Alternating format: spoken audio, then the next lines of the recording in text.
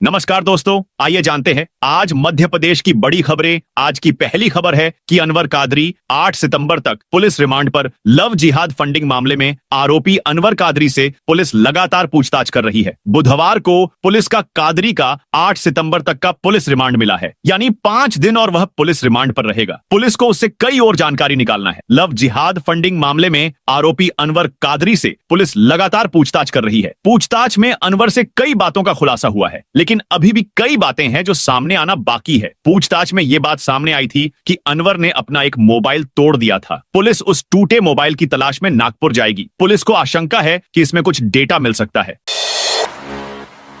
मंत्री, सांसद, विधायकों के बेटा बेटी बहू को नहीं मिलेगा पद। अपने बेटे बेटियों को संगठन में एडजस्ट कराने की कोशिश कर रहे बीजेपी के विधायक, सांसद और एक्टिव पॉलिटिक्स में पदों पर बैठे नेताओं को अब निराशा हाथ लगने वाली है। बीजेपी की जिला कार्यकारिणी से लेकर प्रदेश कार्यकारिणी तक एक परिवार एक पद का फॉर्मूला तय हो गया है। जो नेता सक्रिय राजनीति में पदों पर हैं, उनके बेटे बेटियों और परिजन को कार्यकारिणी में शामिल नहीं किया जाएगा। बीजेपी के राष्ट्रीय संगठन महामंत्री BL संतोष के भोपाल दौरे के दौरान ही इस फॉर्मूले पर अमल शुरू हो गया है। गैंगस्टर सलमान लाला की मौत पर बन रही रील्स। इंदौर के गैंगस्टर सलमान लाला के प्रशंसकों की मुश्किलें बढ़ सकती हैं। सलमान लाला से जुड़े कुछ सोशल मीडिया अकाउंट्स को क्राइम ब्रांच की साइबर टीम ने लिस्टेड किया है। इन सोशल मीडिया अकाउंट्स पर सलमान के समर्थन में रील्स चल रही हैं। इनमें दावा किया जा रहा है कि सलमान की हत्या धोखे से की गई है। साथ ही पूरे इंदौर शहर को बंद करने की बात भी कही जा रही है। क्राइम ब्रांच ने 35 अकाउंट चयनित किए हैं। यह अकाउंट्स सलमान लाला की मौत के बाद एक्टिव थे। इनमें कुछ युवतियां भी शामिल हैं। जबलपुर में बरगी बांध के 9 गेट खुले। मध्य प्रदेश में लगातार हो रही बारिश के कारण जबलपुर का बरगी बांध 100% भर गया है। सहायक नदियों से बांध में पानी की आवक जारी है, जिसे देखते हुए आज बुधवार दोपहर 12 बजे बांध के 9 गेट खोल दिए गए हैं, जिससे नर्मदा का जलस्तर 5 से 6 फीट तक बढ़ सकता है। बांध प्रबंधन ने नर्मदा घाट और तटीय क्षेत्रों में रहने वालों से नर्मदा नदी से दूरी बनाकर रखने की अपील की है।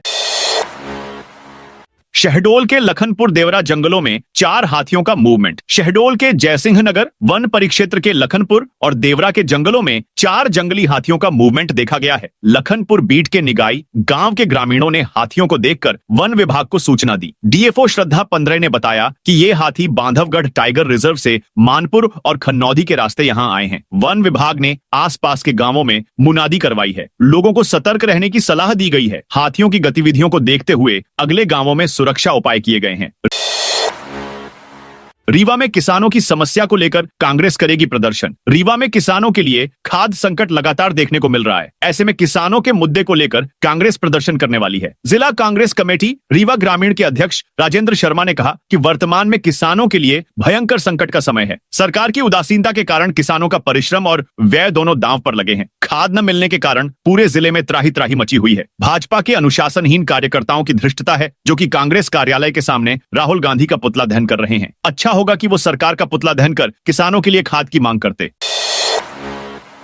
18 जिलों की एम्बुलेंस सेवा में गड़बड़ी की आशंका। राज्य में 108 डायल एम्बुलेंस और जननी एक्सप्रेस के संचालन में गड़बड़ी का मामला सामने आया है। जुलाई माह की MIS रिपोर्ट में दिखाया गया है कि सतना सहित प्रदेश के 18 जिलों में हर माह एम्बुलेंस ने 12,000 किलोमीटर की दूरी तय की है। रिपोर्ट आने के बाद अब मामले की जांच के लिए टीम का गठन किया गया है। नेशनल हेल्थ मिशन के अपर मिशन संचालक मनोज कुमार ने मामले को गंभीरता से लिया है। उन्होंने सभी CMHO को संबंधित वाहनों की जांच के निर्देश दिए हैं। साथ ही 7 दिन में रिपोर्ट देने को। पटवारियों का कार्यक्षेत्र छोटा, तय होंगी नई जिम्मेदारियां। पटवारियों का कार्यक्षेत्र छोटा कर इसे पूरी तरह डिजिटली किया जा रहा है। इसके तहत जिले में पटवारियों की संख्या भी दोगुनी हो जाएगी। ये पटवारी कैडर रिव्यू प्रोजेक्ट से संभव होगा। भोपाल में अभी इनकी संख्या 200 के करीब है, जो बढ़कर 300 से 400 तक हो जाएगी। अगस्त में ही इसे लॉन्च किया गया है। प्रशासनिक सुधारों के तहत ऐसा किया जा रहा है। अभी पटवारियों के पास जिले में एक ग्राम पंचायत के करीब 3 से 4 गांव है। आगामी दिनों में एक ग्राम पंचायत में 2 पटवारी तक हो सकते हैं। लोगों को जमीन से जुड़ी दिक्कतें खत्म करने के साथ ही रिकॉर्ड को अपडेट रखने के लिए होगा। कर्ज में एमपी, केंद्र सरकार ने किया इनकार। मध्य प्रदेश के गांवों में जल जीवन मिशन के तहत निर्माणाधीन 8,358 नल जल परियोजनाओं का खर्च 2,813.21 करोड़ बढ़ गया है। बढ़े हुए खर्च का हिस्सा केंद्र नहीं देगा। दरअसल परियोजनाओं की वास्तविक लागत 6,213.76 करोड़ थी, जो पुनरीक्षित आकलन में 9,226.97 करोड़ हो गई। केंद्र वास्तविक लागत 6,213.76 करोड़ में से अपने हिस्से की 50% राशि तय नियमों शर्तों के तहत दे रहा है। मुख्यमंत्री डॉक्टर मोहन यादव की अध्यक्षता में हुई कैबिनेट बैठक में अतिरिक्त खर्च को वहन करने और परियोजनाओं के पुनरीक्षित प्रारूप के तहत काम कराने संबंधी प्रस्ताव को मंजूरी दी गई। बारिश बाद काम में तेजी आएगी। काम पूरा होने के बाद 7 लाख परिवारों को पीने का साफ पानी मिल सकेगा। एमपीसीए में तीसरे सिंधिया अध्यक्ष केंद्रीय मंत्री ज्योतिरादित्य सिंधिया के बेटे महानार्यमन Scindia Madhya Pradesh cricket association MPCA के निर्विरोध अध्यक्ष चुन लिए गए हैं। उनके साथ पूरी कार्यकारिणी का चुनाव भी निर्विरोध हुआ है। 29 साल के महानार्यमन एमपीसीए के सबसे युवा अध्यक्ष हैं। एमपीसीए की वार्षिक साधारण सभा एजीएम मंगलवार को इंदौर के होलकर स्टेडियम में हुई। इसमें नई कार्यकारिणी चुने जाने की घोषणा की गई। बैठक में ज्योतिरादित्य सिंधिया भी मौजूद रहे। एमपी में ईडी की बड़ी रेड। मध्य प्रदेश के मंदसौर में जिला आबकारी अधिकारी बीएल दांगी के घर बुधवार तड़के ईडी ने बड़ी कार्रवाई की है। बताया जा रहा है कि शहर के यशनगर इलाके में स्थित दांगी के निजी आवास पर तड़के करीब 4 बजे ईडी की टीम ने अचानक से पहुंचकर छापामार कार्रवाई शुरू की है। बता दें कि दांगी के खिलाफ वित्तीय अनियमितताओं की जांच चल रही है और ईडी की ये कार्रवाई उसी जांच के सिलसिले में होना मानी जा रही है। इस कार्रवाई से इलाके में हड़कंप मच गया है। एमपी में 72 किलोमीटर की बनेगी 2 लेन सड़क। मध्य प्रदेश की आर्थिक राजधानी इंदौर से बाबा महाकाल की नगरी उज्जैन तक 48.10 किलोमीटर लंबा नया ग्रीनफील्ड 4 लेन मार्ग बनेगा। सरकार ने वर्ष 2024 में इसे स्वीकृति दी थी। तब यह पीपीपी मॉडल पर बनाया जाना था। अब हाइब्रिड एन्युटी मॉडल पर बनेगा। इसकी पुरानी स्वीकृति निरस्त कर दी है। अब सरकार इसके निर्माण पर आने वाले 2,935 करोड़ 15 लाख रुपए में से 40% खर्च वहन करेगी। बाकी का खर्च निजी कंपनी को खर्च करना होगा। इस मॉडल में सरकार तय करेगी कि उक्त मार्ग पर टोल वसूलना है या नहीं। ट्रेड लाइसेंस के लिए अब विभागीय अधिकारियों को लिखे जा रहे पत्र शहर में व्यावसायिक गतिविधियों वाले संस्थानों का ट्रेड लाइसेंस बनवाने के लिए अब नगर निगम अमला संबंधित विभागों के अधिकारियों से पत्राचार कर रहा है। दुकानदारों, व्यवसायियों और संस्थानों से लाइसेंस शुल्क वसूलने के लिए नगर निगम अमला शहर में कार्रवाई कर रहा है। वहीं अब निगमायुक्त राजकुमार खत्री ने स्वास्थ्य विभाग की सीएमएचओ, जिला शिक्षा अधिकारी और आबकारी विभाग को पत्र लिखकर उनके विभाग के अंतर्गत आने वाले प्रतिष्ठानों से जल्द ट्रेड लाइसेंस बनवाने का अनुरोध किया है। निगमायुक्त ने बताया कि सीएमएचओ से नगर निगम सीमा क्षेत्र स्थित सभी प्राइवेट अस्पताल, nursing home, x-ray centre, pathology, medical store, Bundelkhand सहकारी दुग्ध संघ के व्यवसायियों, जिला आबकारी अधिकारी की सभी देसी विदेशा शराब दुकानों, जिला शिक्षा अधिकारी से सभी प्राइवेट स्कूलों का ट्रेड लाइसेंस बनवाने का अनुरोध किया है। ट्रेड लाइसेंस न होने पर कार्रवाई की चेतावनी दी गई है। वोट अधिकार यात्रा व प्रदेशाध्यक्ष पर हमले के विरोध में कांग्रेस ने निकाली पदयात्रा। अखिल भारतीय राष्ट्रीय कांग्रेस कमेटी और प्रदेश कांग्रेस कमेटी के आह्वान पर सोमवार को जिला शहर कांग्रेस ने वोट अधिकार यात्रा निकाली। कांग्रेस कार्यकर्ता होटल जीवन रेन बसेरा के सामने चौराहे पर जमा हुए और फिर वहां से वोट चोर गद्दी छोड़ के नारे लगाते कलेक्ट्रेट तक पदयात्रा करते हुए पहुंचे। कलेक्ट्रेट पहुंचकर कांग्रेस कार्यकर्ताओं ने केंद्र व राज्य सरकार के विरुद्ध नारेबाजी की और फिर राष्ट्रपति के नाम ज्ञापन सौंपा। वहीं दूसरा ज्ञापन प्रदेश अध्यक्ष जीतू पटवारी पर रतलाम जिले में हुए हमले के विरोध में डीजीपी के नाम ज्ञापन सौंपा गया और संबंधितों के विरुद्ध कार्रवाई की मांग की। इस अवसर पर जिला शहर कांग्रेस अध्यक्ष महेश जाटव ने कहा कि निर्वाचन आयोग जिस तरह से स्वतंत्र संस्था होने के बाद भी भाजपा के लिए कार्य कर रहा है, यह निंदनीय है। हम वोट अधिकार यात्रा को चरणबद्ध चलाकर वार्ड और बूथ स्तर पर चलाकर आम जनता के बीच जाएंगे। पूर्व विधायक सुनील जैन ने कहा कि राहुल गांधी की वोट अधिकार यात्रा ऐतिहासिक रही। आम जनता जाग चुकी है। जिला कांग्रेस प्रवक्ता आशीष ज्योतिषी ने कहा कि भाजपा देश में तानाशाही शासन स्थापित करना चाहती है। संभाग के 8 निकायों के सीएमओ को नोटिस जारी। संभागायुक्त अनिल सुचारी ने सोमवार को प्रधानमंत्री शहरी आवास योजना 2 को लेकर संभाग स्तरीय समीक्षा की। समीक्षा के दौरान सागर संभाग की पवई, अजयगढ़, अमानगंज, पन्ना, राहतगढ़, देवरी, पथरिया और छतरपुर में प्रधानमंत्री शहरी आवास योजना के क्रियान्वयन में अपेक्षित प्रगति नहीं होने और हितग्राहियों के सत्यापन कार्य में प्रगति नहीं होने पर उक्त सभी नगरीय निकायों के मुख्य नगरपालिका अधिकारियों को कारण बताओ नोटिस जारी करने के निर्देश दिए। उन्होंने संयुक्त संचालक संचालक नगरीय प्रशासन सागर संभाग को निर्देश दिए कि उक्त मामले में जिन अधिकारियों के जवाब संतोष पत्र नहीं मिलते हैं उनके विरुद्ध सख्त कार्रवाई प्रस्तावित करें। 15 जिलों में अति भारी बरसात, चेतावनी जारी। एमपी के कई जिलों में भारी बारिश का दौर जारी है। अगस्त के कुछ दिन सूखे होने के बाद फिर से मानसून ने रफ्तार पकड़ ली है। बीते दिन भी प्रदेश के 23 से ज्यादा जिलों में तेज बारिश हुई। मौसम विभाग की माने तो प्रदेश में सीजन का कोटा 39 इंच है। इनमें से अब तक सीजन में 17.72 इंच बारिश हो चुकी है। वहीं भोपाल में सीजन में अब तक 32.57 इंच बारिश हुई है, जबकि कोटा 43 इंच का है। ऐसे में राजधानी भोपाल में 10.43 इंच बारिश की दरकार है। मौसम विभाग की माने तो सितंबर में भी बारिश अच्छी होगी। मौसम विभाग ने मध्य प्रदेश के जिन 15 जिलों में भारी बारिश का अलर्ट जारी किया है उनमें बुरहानपुर, खंडवा, हरदा, कटनी, उमरिया, शहडोल, डिंडौरी, अनूपपुर, उज्जैन, रतलाम, आगर मालवा, राजगढ़, गुना, शिवपुरी और धार शामिल हैं। इन जिलों में अगले 24 तक 2 से 4 इंच तक बारिश हो सकती है। इससे ग्रामीण क्षेत्रों में नदी नाली भी उफान पर आ सकते हैं।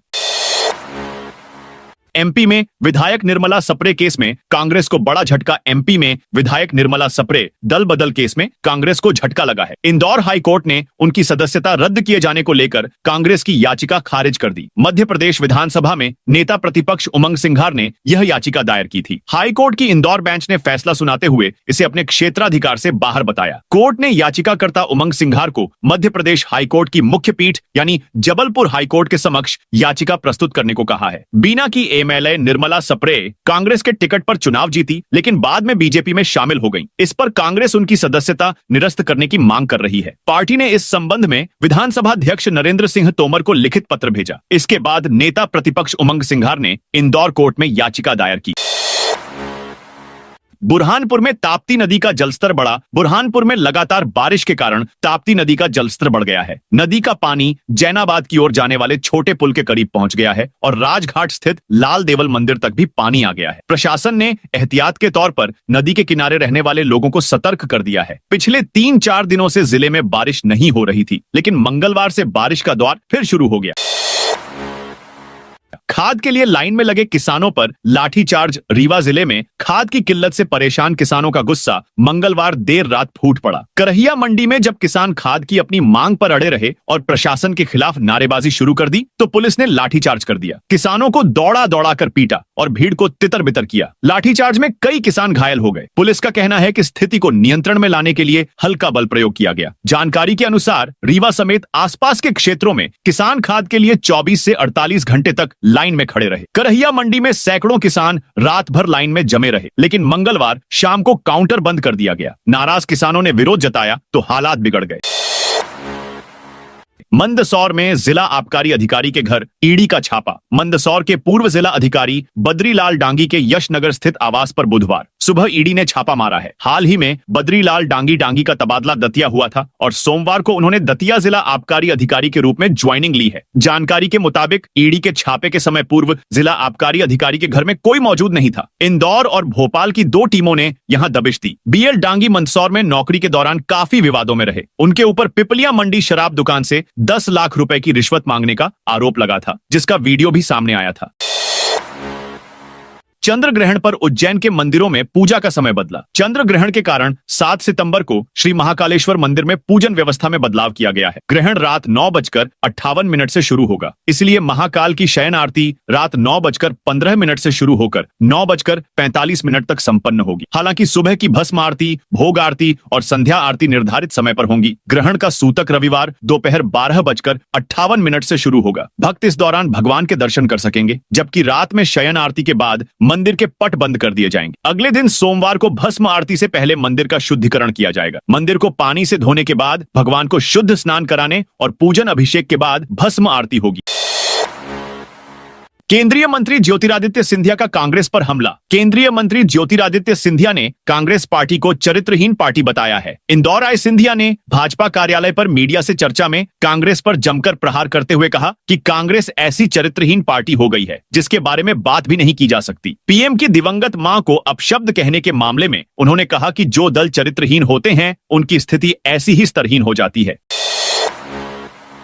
पीएम आवास योजना के हितग्राहियों को लौटानी होगी राशि। नोटिस जारी 35 वार्डों में रहने वाले लोगों को सरकार ने प्रधानमंत्री आवास योजना के तहत कच्चे आवासों को पक्का बनाने के लिए 1-1 लाख रुपए की राशि दी थी, लेकिन 7 साल में भी इन लोगों ने काम शुरू नहीं किया। अब तहसीलदार ने इन्हें अंतिम अवसर देते हुए काम करने या पैसा लौटाने का नोटिस दिया है। साथ ही कहा है कि आदेश का पालन नहीं होता है तो ऐसे बकायादारों की चल अचल संपत्ति कुर्क कर राशि वसूली जाएगी। हितग्राहियों को आरसीसी के नोटिस जारी हो रहे हैं।